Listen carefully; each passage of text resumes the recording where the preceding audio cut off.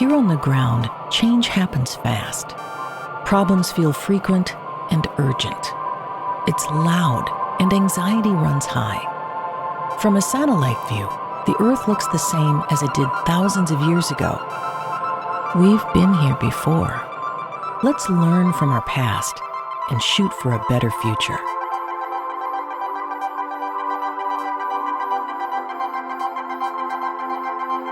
Hello and welcome to this week's episode of A Satellite View. I'm Todd Mickelson, your host, speaking at you from Sunday, July 13th, 2025 in the space and time continuum. And this week, I'm going on a little late. Doesn't really matter to you because I don't release it till Monday anyway, but I'm going on later on Sunday because I was having so much fun gathering information this week. I usually start by saying there was so much that happened, I don't know where to start. That's still true. But this week, it seems like everything is bringing the whole shebang down. What, a couple of weeks ago, it was Casey Kasem's countdown of the 5 things Trump wants to distract the most from this week.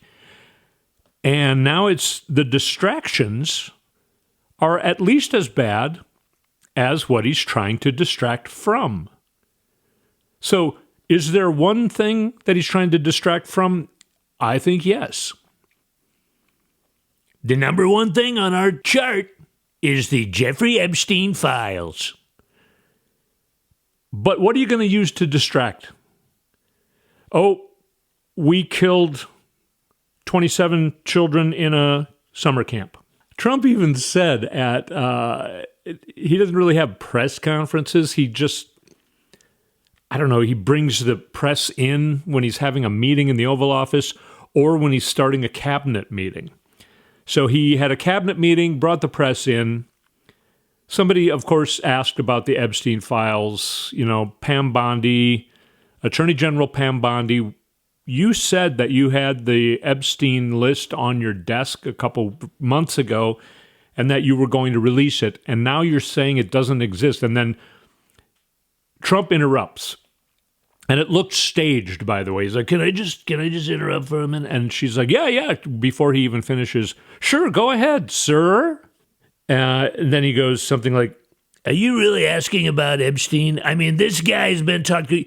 You really going to want to talk about Epstein when we got all these other things? We got Texas, we got all these, beautiful things going on. And so, yeah, he would rather, I want to talk about how we dismantled the infrastructure in Texas so that as many people as possible could die in a flash flood. Hopefully that will distract everyone from the Epstein files. Or maybe, what else could it be? Alligator, I'm going to call it the alligator concentration camp. Alligator Alcatraz. What a bunch of idiots. What the hell are you doing, man? What the hell are you doing? I could see me and my buddies in 7th or 8th grade having an assignment to, okay, we want you to pretend that you're the Nazi regime. All right? And then I could see me and my buddies thinking we were clever by, yeah, let's have a concentration camp. Oh, let's put it in the Everglades and call it Alligator Alcatraz.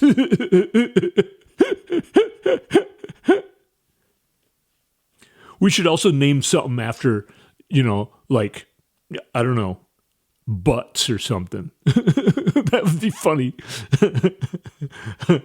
Oh, I know, butt camp.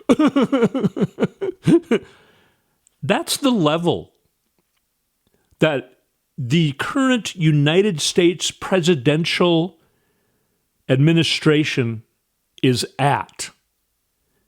Me and my buddies being in 7th grade, having the assignment to learn about the Nazi regime to, okay, here's your assignment for this week. You are the Nazi regime. Organize things that the Nazis would have done. And give them funny names like only 7th grade boys can do.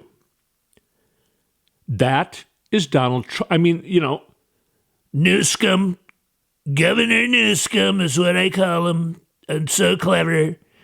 Because scum means, I don't know if you know what scum means. Scum means scum. That's another thing he said this week. He said, I don't know, and they dropped those bombs, and then there was ski-daddle. They said ski-daddle. You know, do you know the word ski-daddle? It means ski-daddle. You can find tape of him saying that. I swear I might have one word out of place. Otherwise, he said that. He said that. Right now, he is supposedly the President of the United States. Okay, so we want people to be distracted from the Jeffrey Epstein files. Let's see if we can have maximum death in Texas. I'm going to read to you, okay, from CNN reporting. As Central Texas towns were submerged in rising waters, FEMA officials realized they couldn't pre-position urban search and rescue crews from a network of teams stationed regionally across the country. In the past, FEMA would have swiftly staged these teams, which are specifically trained for situations including catastrophic floods, closer to a disaster zone in anticipation of urgent requests, multiple agency sources told CNN. These are people within FEMA.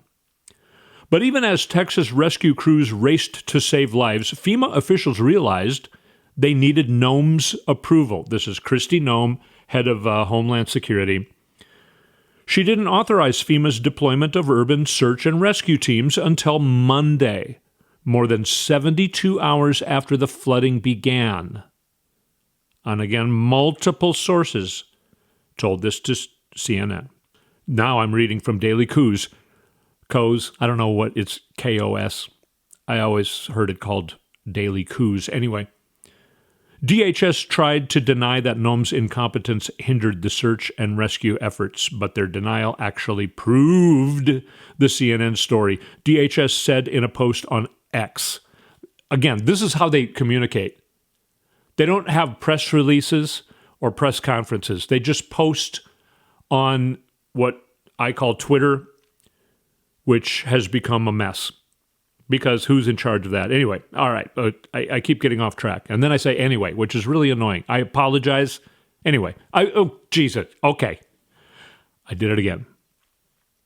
DHS said on a post on X, President Trump approved a major disaster declaration hours after Governor Greg Abbott's request. By Tuesday, FEMA had deployed 311 staffers, providing support and shelter for hundreds of people. Tuesday, the flood happened at 3 o'clock in the morning on Friday. Friday, Saturday, Sunday, Monday. End of Tuesday? What if you are in a tree trying to stay out of the floodwaters? Urban search and rescue. I don't know why they call it urban, but anyway, you could just call it search and rescue crews.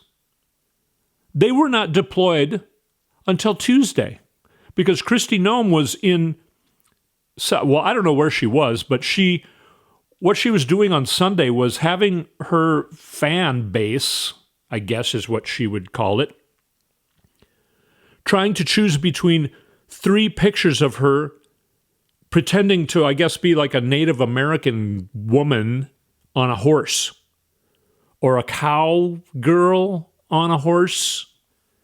3 different pictures of her on horses. Which one should be my portrait in the Capitol for being governor? That's what she was doing on Sunday. Trump was golfing. While in Texas, FEMA was not allowed to do search and rescue. Were there still survivors going on Saturday and Sunday, maybe? It's been agreed pretty much by everybody that not all of the people who died in Texas had to die. Yes, more blood on the hands of Kristi Noem and Donald Trump. And really Elon Musk. He's a big part of breaking up FEMA. So Trump has a round table. For some reason, Dr. Phil is there. Sorry, you're doing a great job. We just have... I haven't worked on his... it sounded a little bit more like Kermit the Frog, didn't it? I don't know. Anyway. And then I said anyway again. God damn it. All right. You know who was not there? Head of FEMA, David Richardson. Nobody knows where he is. He disappeared after Trump made him the, I guess, temporary director of FEMA. Nowhere to be seen. They're trying to say how great a job FEMA was doing down here. And then, but we're going to shut down FEMA. But we really need them here now. So that was a story they were trying to use to distract from the Epstein file story. And people talked about that for a while. Then also ICE. So we're talking about ICE. Joe Rogan, who is no longer the first at the top of the list of podcasts as far as listeners are, because you know who is? Midas Touch Network. They are first in podcasting. Joe Rogan, it has less than half the amount of viewers that Midas Touch had last month. And you know who had almost as many viewers, I believe, was NPR. Some podcast on NPR. I don't have the list in front of me, but Joe Rogan has gone down, down, down in popularity. Well, he is saying, I thought they were just going to deport criminals and gang members and drug lords, but now they're deporting immigrant workers. They go on farms and take workers. But I just saw a photo of a farm, I don't know where it was even, where there's just over plentiful with it looked like maybe tomatoes, I don't know. Way too many because nobody's picking them. And of course the field was empty because workers, even if they're not immigrants, are afraid to show up because ICE will kidnap you. Because ICE is basically, the stormtroopers, the Nazi stormtroopers, and they'll throw you into a concentration camp. And speaking of the alligator concentration camp in Florida, it's been revealed that I think there's 700 people. All of a sudden, that just last weekend, they threw in, there might be, I can't remember if it's 7,000 or 700 or 7 trillion. Anyway, it's overpacked. Either way, it's way overpacked. People aren't getting showers or baths. They're not getting food. If they do get food that has maggots in it, they're not having proper clothing. There's no air conditioning or anything, and it's sweltering hot. And it sounds like as bad. I mean, they haven't yet built the gas chambers, but otherwise, yeah, it sounds like a concentration camp. That story, I don't know if they want to distract from it or if they want to use it to distract from the Epstein files. You would think that would be the worst story. No, I guess you would think maybe 100 extra people dying that didn't need to die in a flash flood. Maybe that would be the worst story. Man, I don't know. Which would be the worst story? Well, they think the worst story is the Epstein files. Oh, so much to talk about. I don't even know where to go. If you're watching the video, I just have stuff written all over in my notes.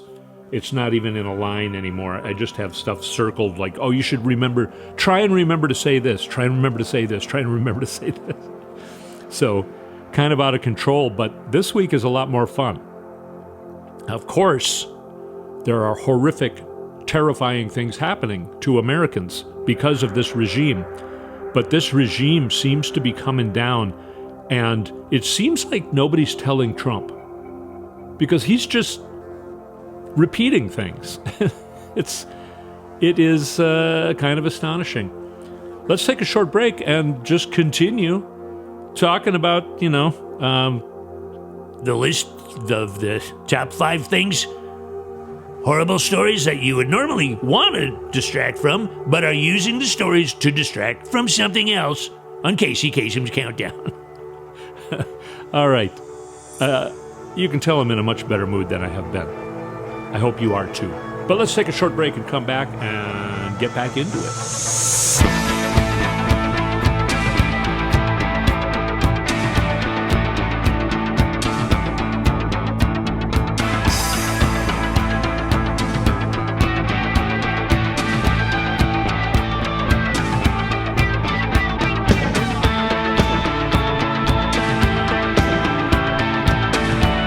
And we're back on a satellite view.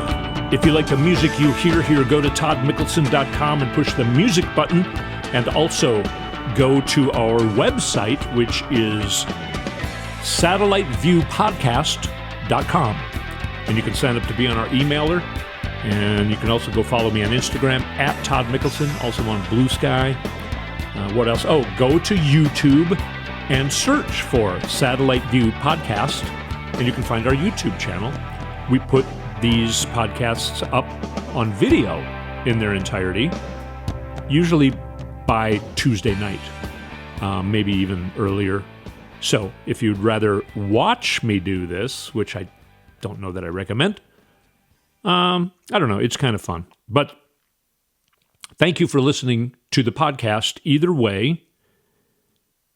And I kind of didn't need a break.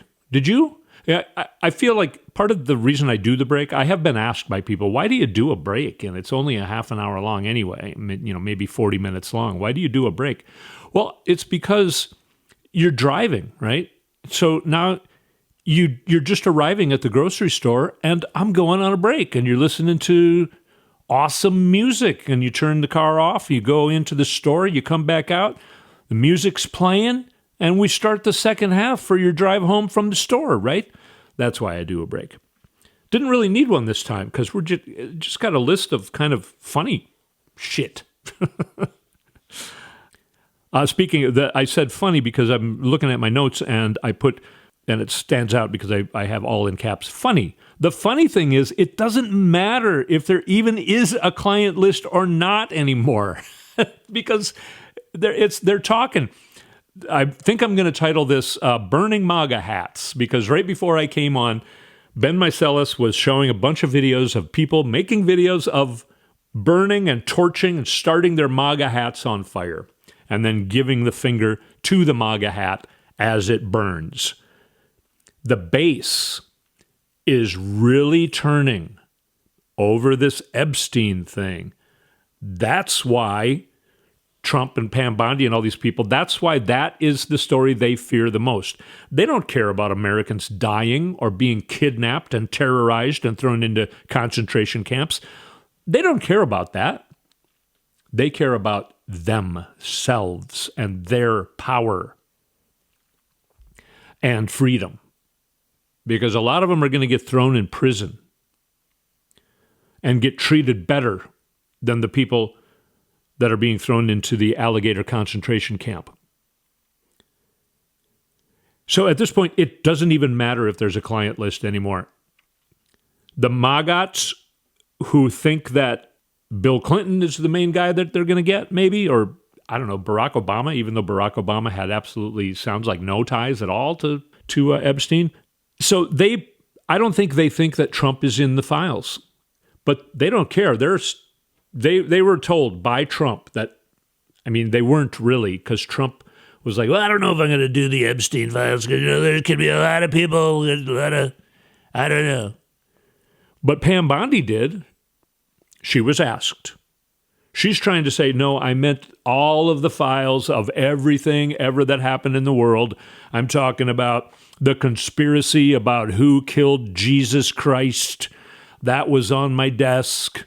The conspiracy about, I don't know. All of it was on my desk. That's what I meant. Nope. No. The clip shows the guy from Fox said, so the Epstein client list, are you going to release it? And she said, it is on my desk right now for review, and we're going to release it as quick as we can. I don't know if she said that last part, but she meant it. But it was clearly, the language was the Epstein list. That's how that went. Jamie Raskin has now written a letter to Pam Bondi. Of course, she ignored him. But he's also writing a letter to the Judiciary Committee chairman, Jim Jordan. And he's saying, let's have an investigation on this. Let's subpoena all the people pertinent to this and get to the bottom of it. Let's subpoena Kash Patel. Let's subpoena Dan Bongino. Let's subpoena Pam Bondi. Let's subpoena other people who know about the Epstein stuff. Okay, I'm just going to go roughshod here and interrupt myself because there's so much more to talk about with this Epstein mess that they've created themselves. It's just amazing.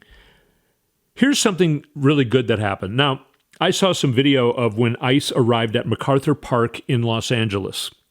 It was disgusting and incredible.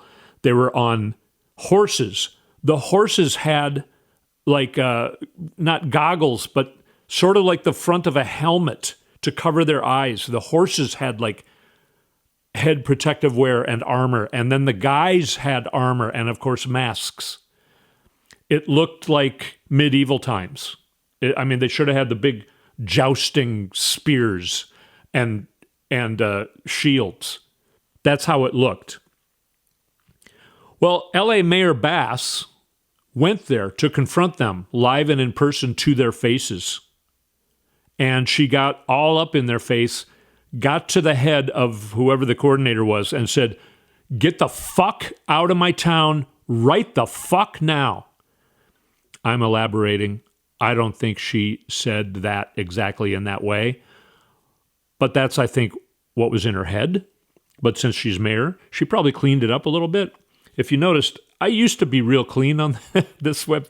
I don't know. I'm getting more pissed, as are you. So anyway, what ended up happening was all the big tough guys turned and ran away. They listened to her. This is what happens when you stand up to the bullies. They go, "Oh," and they walk away. So thank you, Mayor Bass of Los Angeles. By the way, a black woman standing up to all these white supremacist assholes who are being hired. And by the way, now with the big barfable bill, ICE has a bigger budget, more money to spend than the Marine Corps, than the United States Marines, okay? That's what they're doing. They're hiring guys to be bounty hunters. Who knows who these guys are because they wear masks? Are a lot of them like J6 people that got pardoned by Trump? Who knows? Well, yes, another black woman stood up to them and they ran away. So good for that story. Also, Ro Khanna on the House floor is going to ask for a vote. He's going to try and make the speaker, and if the speaker refuses to do this, it's going to be bad. And if the speaker does it, it's going to be bad. So Ro Khanna, a California congressman, is asking for a vote to release the Epstein files on the House floor. Let's see who votes in favor, and let's see who votes against it. This is terrifying the White House. Trump is standing up with Pam Bondi in a feud that's going on between Pam Bondi and Dan Bongino and Kash Patel. So on one side, it's Kash Patel and Dan Bongino, and the other side is Pam Bondi. All of the MAGAs, up and down. I mean, Megan, what's her name from Fox News, who used to be, I don't know, was never a decent person, I would say, but wasn't a MAGA. And Megyn Kelly, even she's saying, you got to fire Pam Bondi. You got to fire her, man, or she's got to resign. Everybody's saying you got to get rid of Pam Bondi, but Trump is saying, Pam Bondi's doing a great job. Plus, she's super cute, super cute. Like to get a piece of that. You're looking great, Pam. You're looking great. Doing a great job. And everyone else is saying we cannot lose Bongino and Kash Patel. I mean, they're idiots too, right? But this is amazing what's happening. Dan Bongino, who was saying, this is hard. I got to go to work every day. Kash is there all day. He's got to stay all day. I got to go to work, and I don't like this job. It's hard, but I'm doing it because I love using part of Donald Trump's anatomy as a popsicle. It tastes so good. And I got to do that. I got to be alone in an office all day. You don't understand what they're making me do this every day. Big tough guy with big fat arms that he likes to show off on his podcast. You know, one of those guys who always wears T-shirts that are too small for him.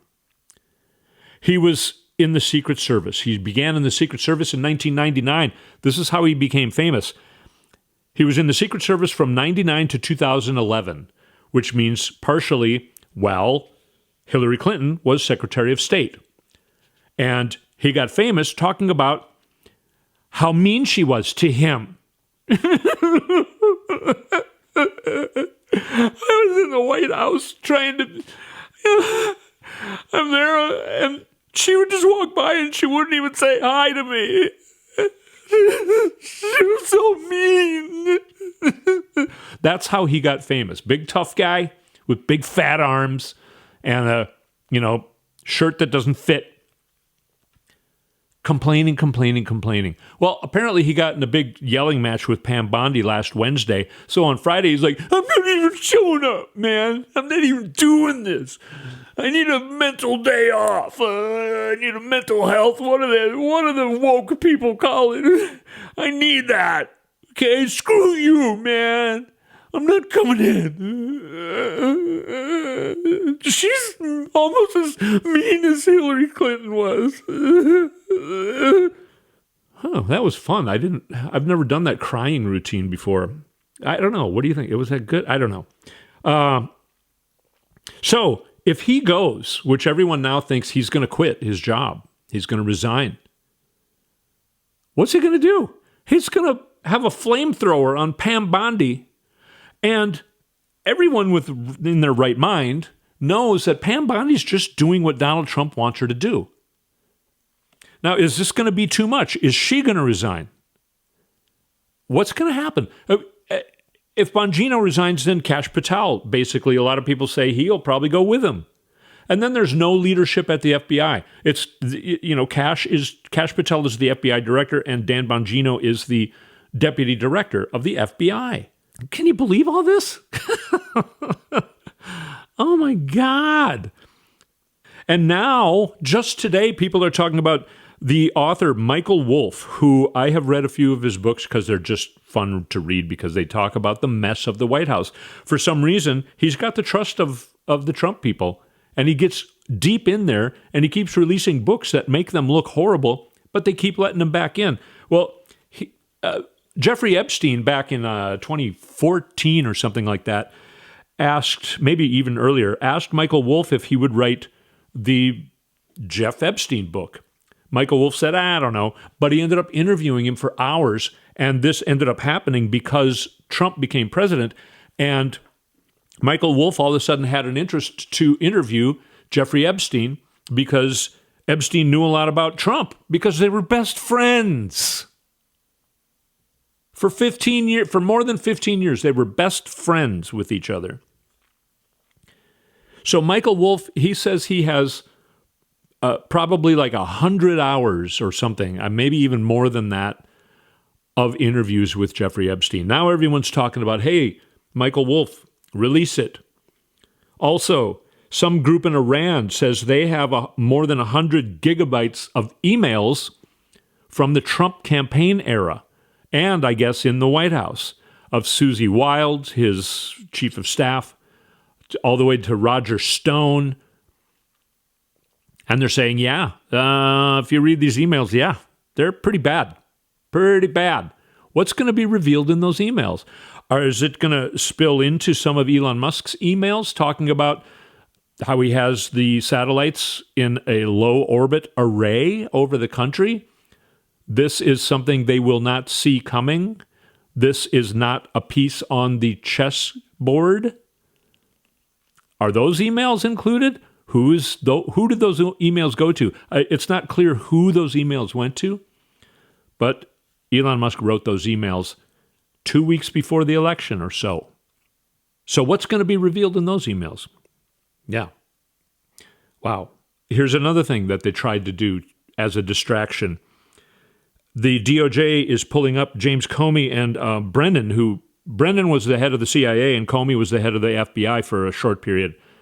Brennan, I think, was the head of the CIA before Trump. Comey was under Trump for a little bit. You know that story.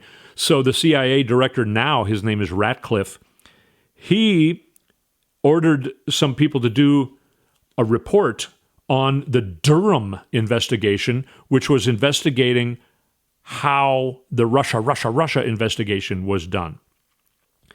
Durham found back then, in like 2016, 2017, or when did Durham do his thing? 2017 and 18? He totally cleared both Comey and Brennan. Brennan said, I was interviewed by Durham for 8 hours. I showed him everything I had, all of my correspondence, whatever he asked for, he had. And he was cleared. Brennan was cleared.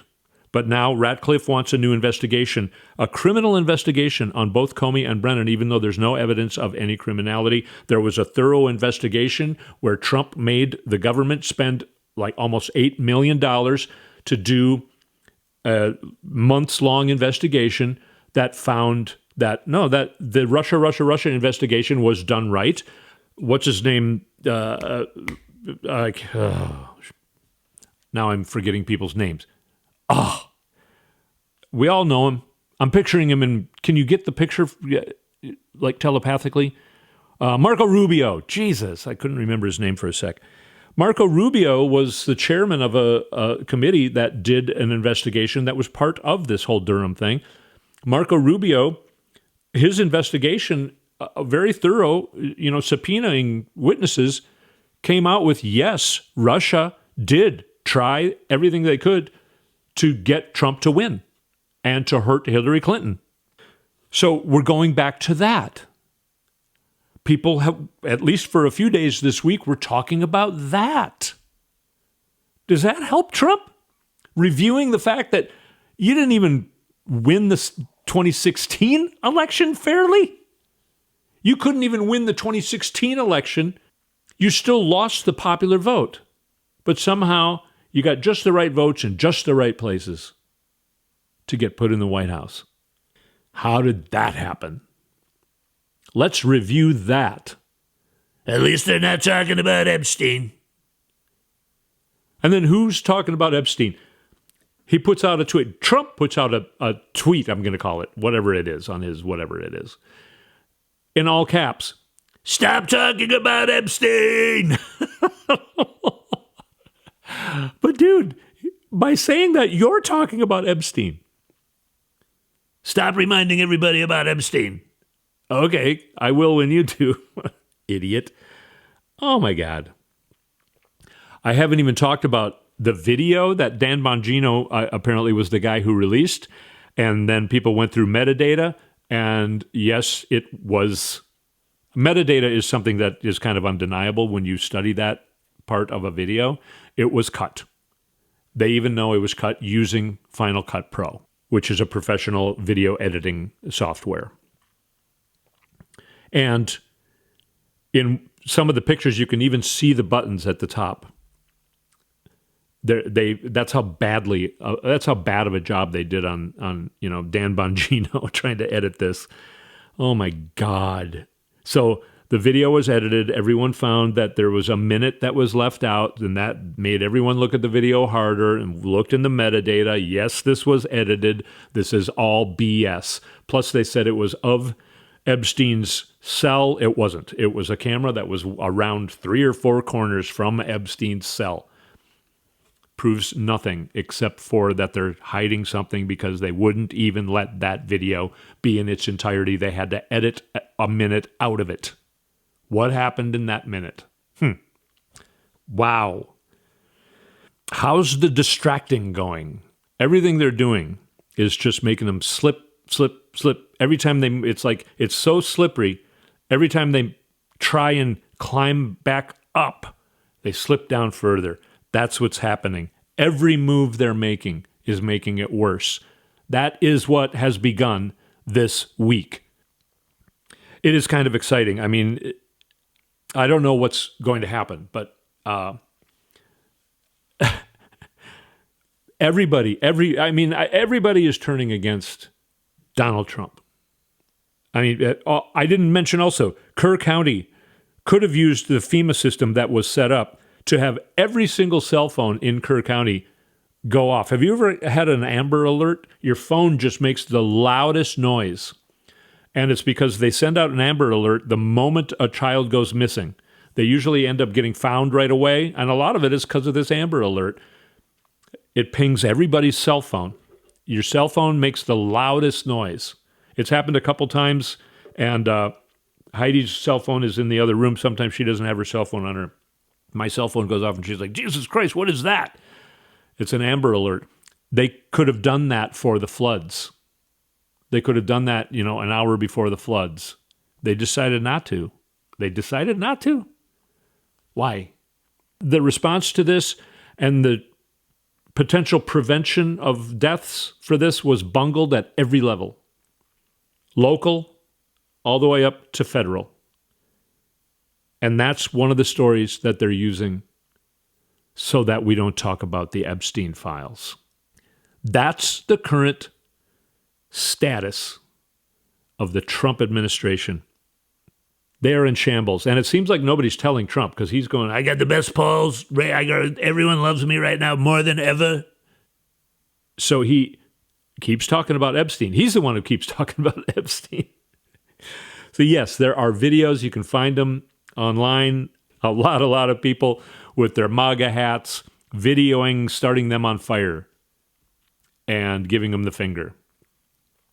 The actual Trump supporters, this is really, I told you about a list of different things that turn a lot of them against Trump. The Epstein files is like the final sweep up. Every single one of them.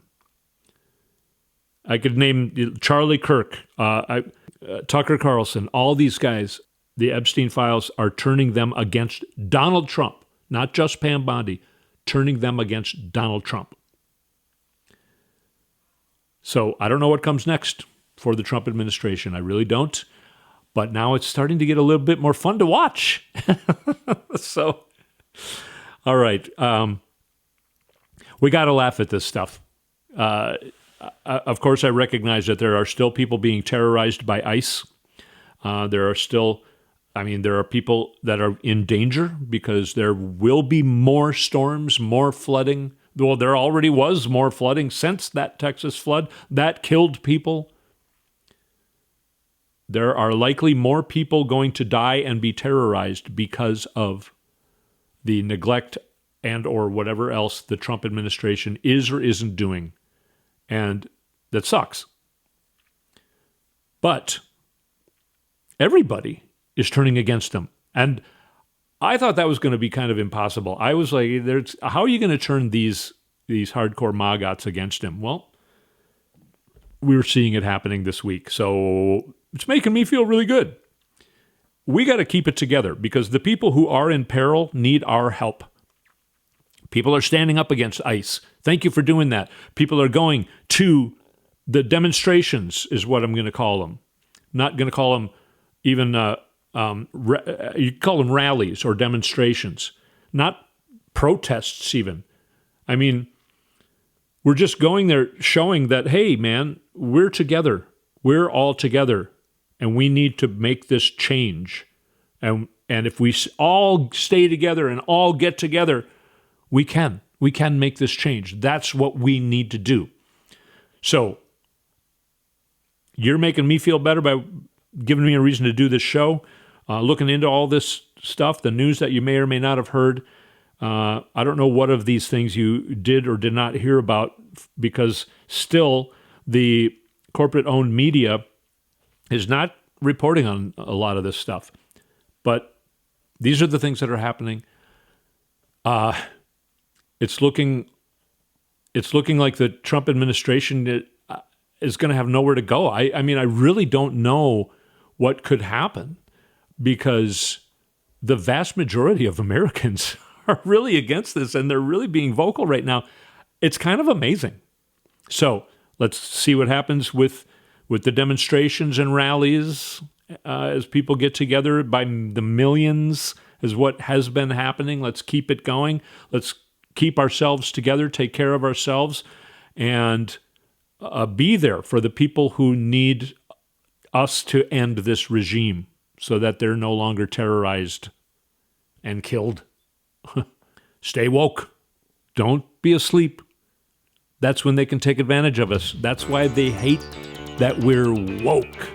Because when we're awake, they die. They go away. Because we have the power to make them go away. And that's what we're working on. I've gone way over time. Thank you for sticking with me this long. You probably, now you got home from the grocery store and are sitting in your driveway, right? Because this is so riveting, you can't even go in the house. You're starving. And now you're pissed at me because you haven't started making your food. I apologize for that. But thank you so much for sticking with me here on A Satellite View. I will speak at you next week.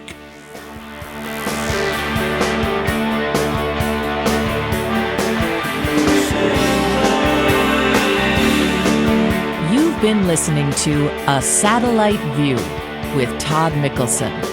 Go to toddmickelson.com for links and more information.